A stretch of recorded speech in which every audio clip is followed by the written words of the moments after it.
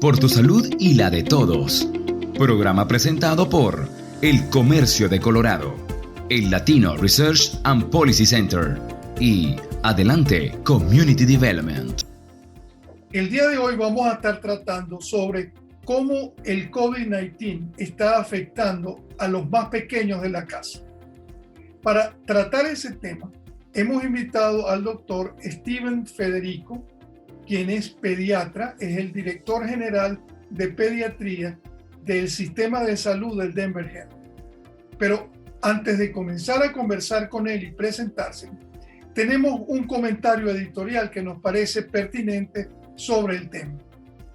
Estamos viendo en las noticias que se multiplican las hospitalizaciones de niños con COVID en todo el país.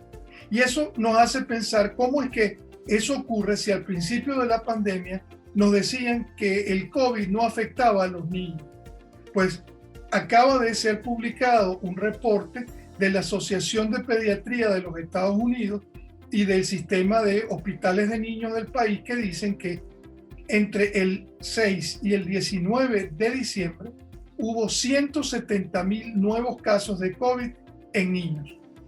Eso significa un aumento del 30% en 2 semanas.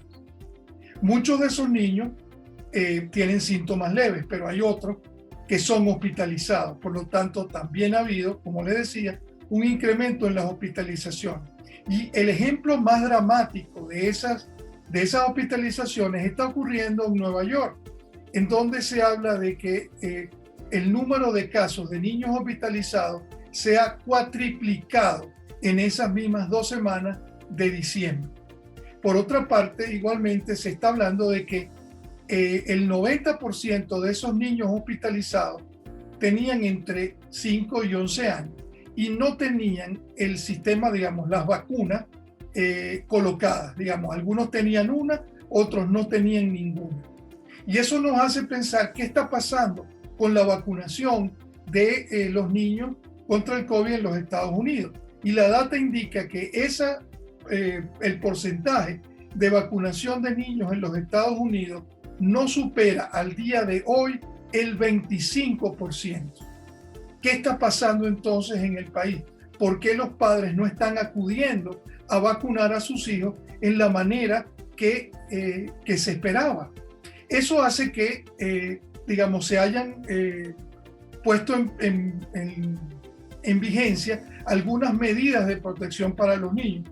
Una es que se está hablando de tener más protección y volver al uso de la máscara.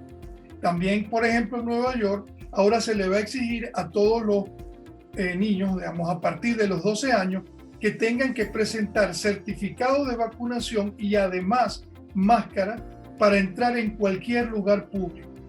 Y eso nos hace pensar qué va a pasar entonces con este segmento de la población ahora que se va a regresar a las clases. Estas son reflexiones que quedan planteadas allí. Muchas de ellas las vamos a estar analizando en este momento con el doctor Steven Federico. Como les decía, el doctor Steven Federico es médico, es pediatra y además tiene una especialidad en atención primaria. Él se desempeña como director general de pediatría en el Sistema de Salud de Denver Health y hace su práctica profesional en el Centro de Atención Familiar en Montverde. Él es de origen mexicano, se crió en la frontera en el estado de Arizona, en Nogales, Arizona, y estudió en la Universidad Estatal de Arizona.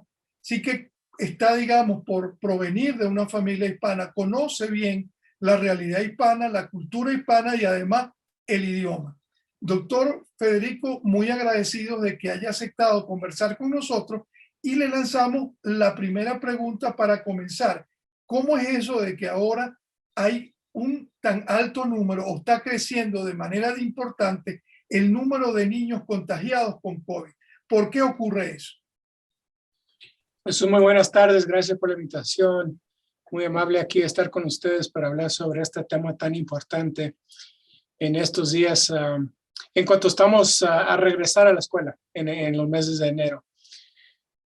Y en realidad en Colorado no hemos visto tantos casos de niños que se han requerido estar hospitalizados, pero sí han visto más que el periodo antes, y creemos que viene siendo por dos razones. La primera viene siendo este nuevo variante de Omicron. Se ha publicado que esta fase de COVID, este variante de Omicron, no se presenta con síntomas tan severos como la de Delta, pero se transmite mucho más fácil. Entonces, lo que se está viendo al nivel de la comunidad, que hay muchos más casos que en los meses de octubre y noviembre. Como dice usted, han multiplicado a un nivel que no hemos visto desde los principios de la pandemia. Aunque este variante no se presenta con síntomas más severos que el Delta, simplemente la matemática viene siendo de que hay tantas personas que están contaminados, que se están presentando a nuestra clínica, a nuestro hospital, que por causa de tener tantos casos, algunos de ellos se van a presentar más severos. Los consejos para las familias con niños de las edades de 5 a 11 vienen siendo las mismas. La importancia de la vacunación, cual vamos a hablar en un momento. La importancia de estar con cubrebocas o máscaras cuando están afuera en áreas públicas, afuera de su casa, especialmente adentro. Y que cuando tiene síntomas, que buscan una prueba de COVID lo más pronto posible para saber si los síntomas que tiene su familia viene siendo COVID. Ahora, ¿quiénes son los que quedan internados o hospitalizados? Los riesgos vienen siendo lo mismo. La gente mayor viene siendo de más alto riesgo, pero la segunda viene siendo la gente que no está vacunado. Usted lo había dicho antes. La mayoría de gente, de cualquier edad que viene siendo hospitalizado, viene siendo la gente que no está vacunado. El 80% de las personas que están internados en este momento están sin vacuna. Entonces, el consejo viene siendo lo mismo. Hay que vacunarse lo más pronto posible. Los de 5 a 11 son elegibles de hace 6 semanas. Muchos de ustedes han logrado obtener una cita y que se han vacunado. Ahorita hay mucha oportunidad de que se pueden vacunar. Y los quiero apoyar en ese esfuerzo. Y si tienen preguntas sobre la vacuna, que hagan consulta con su médico de cabecera. Ahora, doctor, fíjese lo siguiente. Desde el punto de vista médico, un niño que se contagia, o mejor dicho, un virus de las características del COVID en general y del Omicron en particular, ¿qué efectos causan en un niño? Digamos, ¿qué secuelas pueden dejar? ¿Qué tan grave es ese contagio por parte de un niño de ese virus? Pues en la mayoría de casos los niños saludables, o sea, los niños sanos que no tienen otros problemas médicos, provocan los mismos síntomas que en los adultos. Fiebre, tos, resfriado, dolores de músculo, de hueso, decaída, descanso, fatiga, pérdida de apetito, y lo que ha estado bien documentado, el pérdida del olfato y del sabor. Pero no todos tienen todos los síntomas. No es tan fácil decir tienes que tener todos los síntomas para saber que tienes COVID. Cualquier de una de esas síntomas, o en veces se presentan sin síntomas, alguien puede tener COVID. Es lo difícil de este virus. No nos afectan a uno como al otro, y varía no tanto dentro de las edades, sino que de una persona a otra. Ahora, entre los jóvenes se ven que los síntomas son menos severos, pero pueden tener cualquier de los síntomas. Entonces, en cuanto uno sepa que uno de sus hijos tiene esos síntomas, es muy importante que se saquen una prueba para saber. Es la única manera de saber de seguro. Ahora, igualmente hay una circunstancia que se da en esta coyuntura. Hay virus estacionales, es decir, de la temporada. ¿Qué recomendación le da usted a un padre que puede estar percibiendo que su hijo está tosiendo o que incluso tiene problema estomacal para diferenciar si es un virus estacional o es COVID? Es lo más difícil porque especialmente en los jóvenes, los síntomas son muy parecidos o básicamente iguales. Un niño con resfriado, con tos, puede ser COVID y ya sabemos que los niños jóvenes, especialmente de 0 a 5, pero igual 5 a 11 años, presentan con resfriado uno tras otro, especialmente en esta temporada. Entonces, cuando es una enfermedad nueva, entonces hay que saber si tiene COVID o no, especialmente antes de que lo vamos a mandar a la escuela. Entonces, la recomendación es que se sacan una prueba, o sea, en la casa o en uno de los consultorios para saber si es COVID. Es la única manera de saber de seguro. Igualmente se ha hablado, digamos, en Colorado en particular, no sé en qué otras partes del país, sobre los tratamientos monoclonales. Ese tipo de tratamiento que se le aplica a las personas en los primeros días del contagio, ¿está disponible también para los niños? ¿Es recomendable para los niños? En el mes de diciembre fue recomendado a pasar ese tratamiento a los niños hasta los 5 años.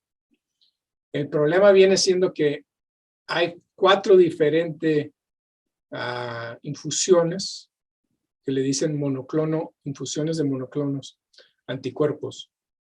Solamente uno de ellos se ve que tiene actividad contra el variante Omicron. Y lo que se indica, la recomendación en el momento es que solo las personas que son de alto riesgo deben de recibir ese tratamiento. O sea, no todos con COVID deben de recibir ese tratamiento porque en la mayoría de casos van a tener síntomas leves y por corto fase, o sea, de 3 o 4 días. Lo difícil es lo que dice usted, es que para que tengan el efecto máximo, el tratamiento se le tiene que poner a una persona en los primeros días. Lo que le estamos diciendo a nuestros pacientes, si eres una persona de alto riesgo, si no estás vacunado, si tienes mayor de 50 años, si estás sobrepeso o si tienes asma severo, estás con tratamiento contra el cáncer o otro tipo de tratamiento que le afecta el sistema inmune, entonces debes de tomar uno de esos tratamientos lo más pronto posible. Pero una persona joven, una persona sana, sin esos factores de riesgo, entonces no tanto se le indica que tenga que recibir ese tratamiento. Doctor, pasemos ahora a lo que tiene que ver con las vacunas. Y ahí yo me tengo que referir en ese caso a lo que es ese antecedente cultural que usted y yo compartimos por provenir de familias hispanas. Y es que cuando uno crecía, era un hecho dado que había vacunas que uno se tenía que poner de manera obligatoria. Ahora uno ve en este país que se utiliza el argumento de la libertad de elección y de elegir, como que si este fuera un problema de salud pública distinto a lo que fue las paperas, la lechina y estas otras enfermedades que fueron endémicas y que se corrigieron a través de la vacunación.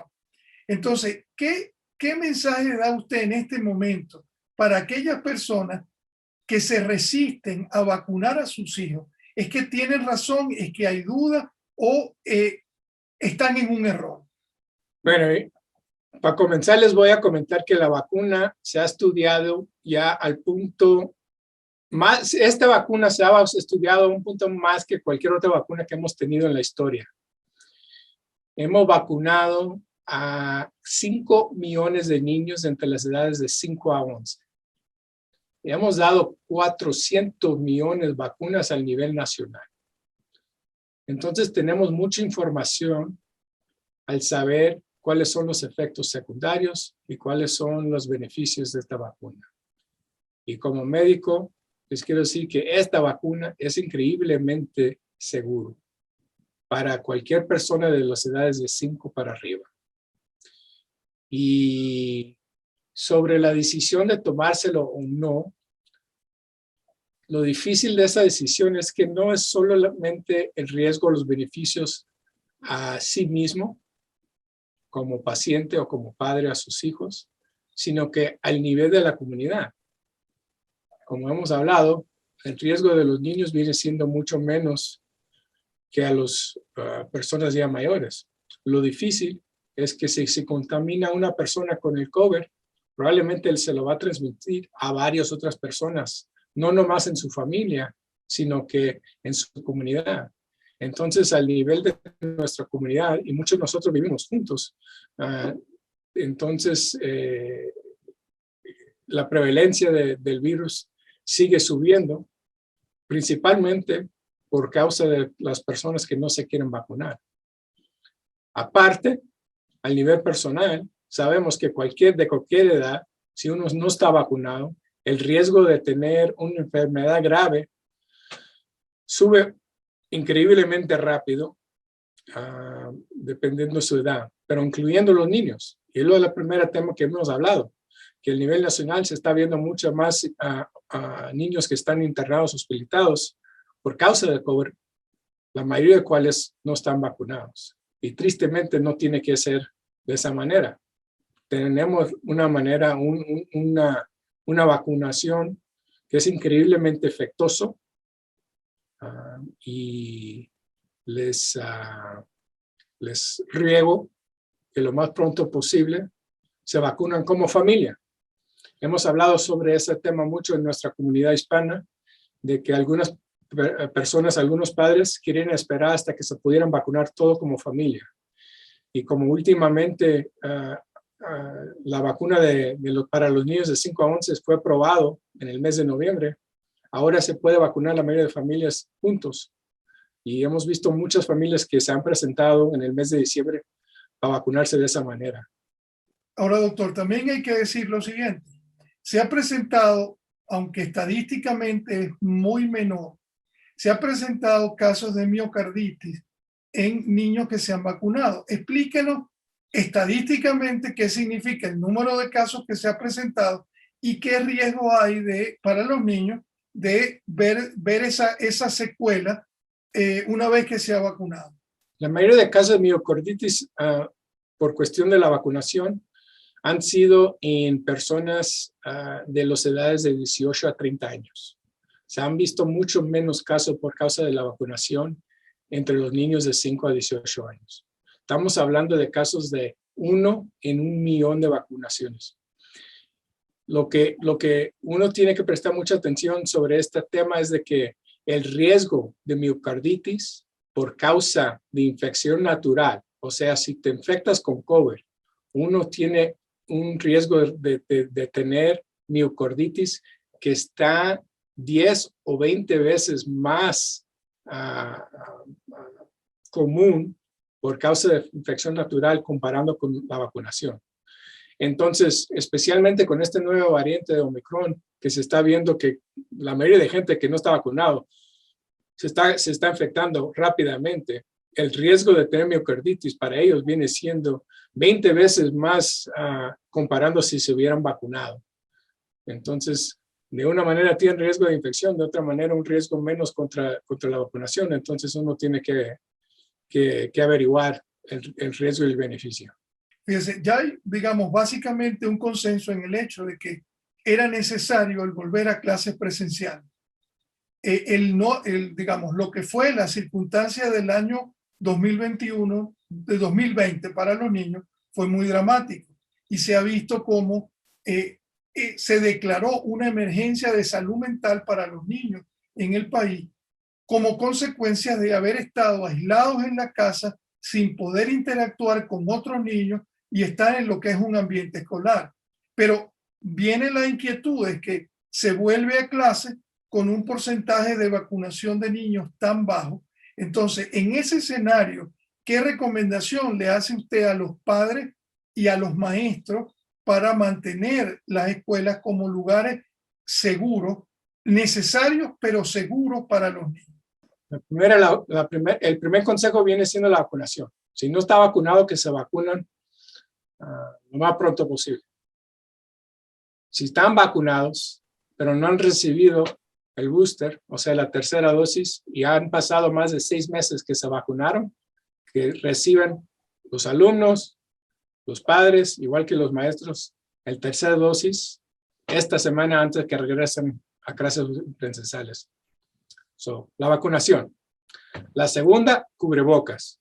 Cuando estamos adentro del salón y en la escuela, tenemos que estar con cubrebocas el 99.9% del tiempo. La única tiempo que debemos quitar el cubrebocas es para tomar un poquito de agua y alimentarnos. Aparte, hay que estar con cubrebocas siempre y no tapado así como bigote, o sea, por la nariz y la boca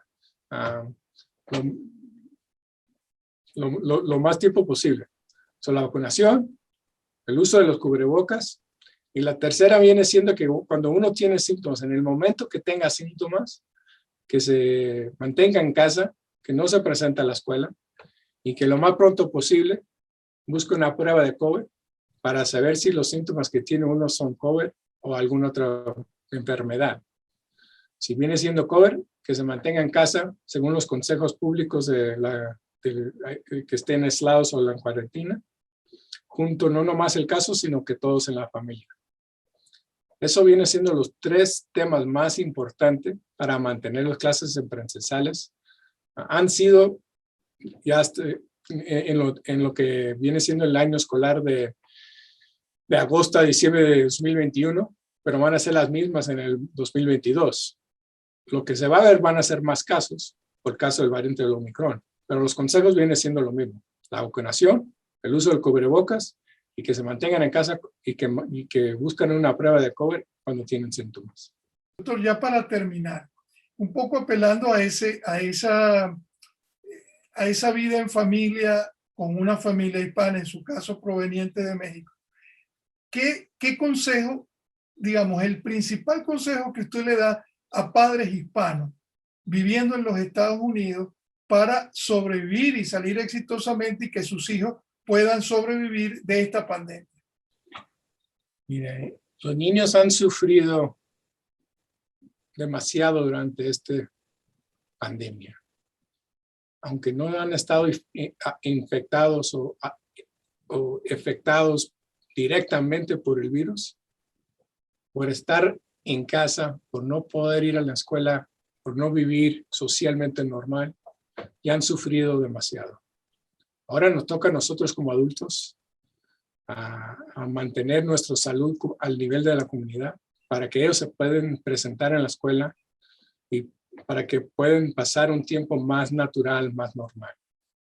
Para hacer eso, nosotros tenemos que tener la responsabilidad de vacunarnos nosotros, mantener el cubreboca cuando estamos adentro y cuidarnos cuando nos juntamos como familia. Como hispanos nos gusta juntar con primos, con tíos, con tías, con vecinos y pasar especialmente esos días de fiesta. Sí se puede hacer, pero hay que hacerlo en una manera consciente de que con quién estamos juntándonos, si la gente está vacunada y si no, a lo mejor esa parte de la familia se deben de juntarse solos. O si no, si es necesario juntarnos con esas personas, que lo hacemos con cubrebocas. Doctor Federico, muchísimas gracias por sus comentarios y su orientación en este segmento. Estamos agradecidos de que se haya tomado el tiempo para dar consejos a los padres, porque lo que se haga y lo que se oriente a los padres va en beneficio de los niños que han sido muy afectados por la pandemia, como usted decía, no solo desde el punto de vista físico, sino a su vez desde el punto de vista emocional. Así que muchas gracias por esa orientación. Y para terminar este segmento, dejamos unos comentarios de la vocera en español del Departamento de Salud y Medio Ambiente de Colorado, Vanessa Bernal, quien nos habla sobre cómo podemos hacer que nuestros hijos se vacunen o puedan obtener una prueba de coronavirus. Muchas gracias y hasta la próxima. Muchas gracias al Comercio de Colorado por este espacio y por transmitir este importante mensaje a todos los padres de familia o tutores. Y es que ahora es un buen momento para llevar a vacunar a sus niños de 5 años y mayores contra el COVID-19. Y nuestra campaña estatal de vacunación continúa a través de Colorado con la apertura de varias clínicas comunitarias de vacunación adicionales. Muchas de estas clínicas ofrecen todo lo que las familias necesitan para, por supuesto, estar completamente protegidos. Primeras y segundas dosis, dosis pediátricas y terceras dosis, que son claves para obtener la máxima protección contra el COVID-19. En la página de internet covid19.colorado.gov/español puede encontrar la lista completa de los sitios donde puede vacunarse, y también en esa página puede encontrar la actualización semanal de las clínicas de vacunación. Hay citas disponibles y se insta a las personas a que se registren previamente, pero si no lo hacen, no hay ningún problema. También pueden acudir sin cita previa. Todas las clínicas móviles, esos autobuses que se ven a lo largo del estado, y muchas de las clínicas independientes ofrecen la vacuna Pfizer para niños de 5 a 11 años de edad. El Departamento de Salud aconseja a los padres de familia y a los tutores a que hagan un plan para vacunar a sus niños. Recuerde que la vacuna es y sigue siendo la herramienta más eficaz para combatir el COVID-19 y ayuda a que los infectados no sufran las peores consecuencias, como por ejemplo una enfermedad grave, hospitalización o incluso la muerte. La línea telefónica directa sobre las vacunas de Colorado es 1877-268-2926, disponible de lunes a viernes de 8 de la mañana a 8 de la noche y también sábados y domingos de 9 de la mañana a 6 de la tarde, con servicio en español y en muchos otros idiomas. Recuerda que la vacuna es gratuita, no se necesita comprobante de ningún tipo ni tampoco seguro médico. Así que los invitamos a todos a que se vacunen y regresemos a clases de una manera segura.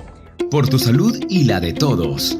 Programa presentado por El Comercio de Colorado, el Latino Research and Policy Center y Adelante Community Development.